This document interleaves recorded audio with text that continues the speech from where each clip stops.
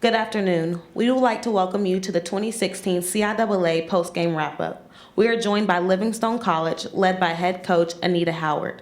Coach, if you could introduce your student athletes that are joining us today and open up with some additional comments about today's game. I have Brittany Taylor with me and senior Taylor Daniels. Today's game is exactly what I thought it was going to be. It was a battle. Virginia Union has a very well-oiled machine that Coach Gilbert is working with over there. I thought we kind of let Kiana get going really early, but we was trying to also take away their bigs, 25 and 20, White and Lady. So I think we did a good job with that. Kiana just had a phenomenal night. She's a solid player, and she just stepped up for the team, and we fell short. The floor is now open for any questions or comments. If we could please direct the questions to the student athletes first so they can be dismissed. Brittany, talk about how difficult it was to contain Johnson. I mean, in all honesty, she played hard, and we let up at times. Ms. Daniels, That same question? Yeah. What did you ask me? how difficult was it to contain her? Piggybacking off what Britt said, she played hard. I don't know. And you had someone go for 41 against you this year, Coach? Not 41, but she did go for 40 at our place. Yeah, she's just, like I said, she's a phenomenal athlete. She's very elusive. She has cat-like reflexes.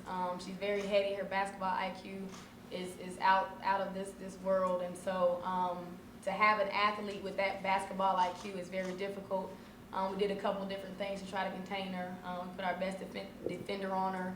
We tried to blitz her and trap her a little bit, and she just got out of that. And so we tried to do what the other 23 games or 24 games teams tried to do as well, and we just came up short. And so I think she's a hell of a player. She's a hell of a player.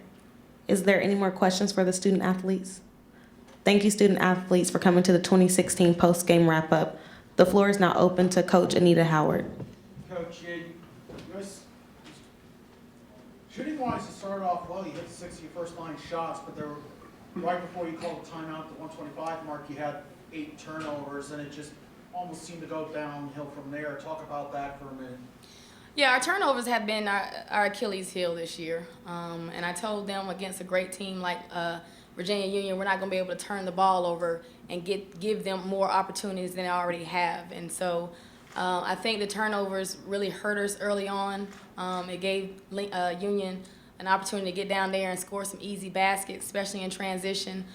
We allowed number 4 to have probably a career night.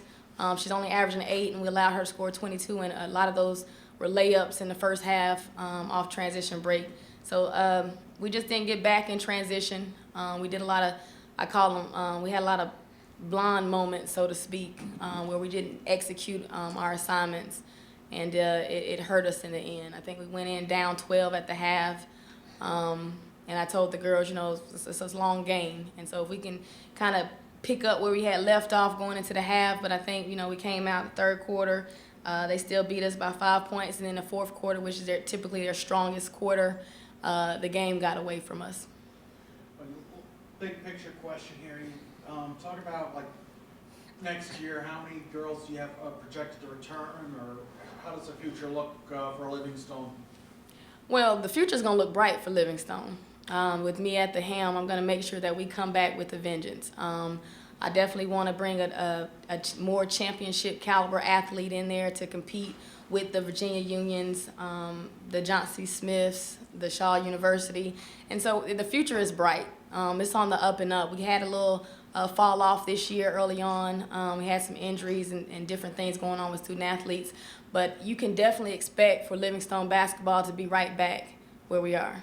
And you look at the way that just this past year, Amory was talking about you had 3 teams potentially that the CIAA to become a 3-bid league this year. Is that it? Just talk. It's almost as if everybody's just. It's not so much catching up to Shaw, but it's like everybody around the league is starting to step up their game. Your thoughts on that? Yeah, the CIAA is very competitive. I've said that even last year, and we've had conversations as coaches about, you know, the PSAC and the Mountain East getting a whole bunch of teams in, and the CIAA kind of being overlooked a little bit. But I mean, with the new coaching changes that we had, with the kind of athletes that we're bringing in continuously, we're a strong conference, and so for us to possibly get 3 teams into the tournament is phenomenal. I wish it was Livingstone, but you know, I'll just have to sit back and cheer for my CIAA members. This concludes this session of our post-game wrap-up. We would like to thank you for joining us, and we wish you the best of luck on your future endeavors.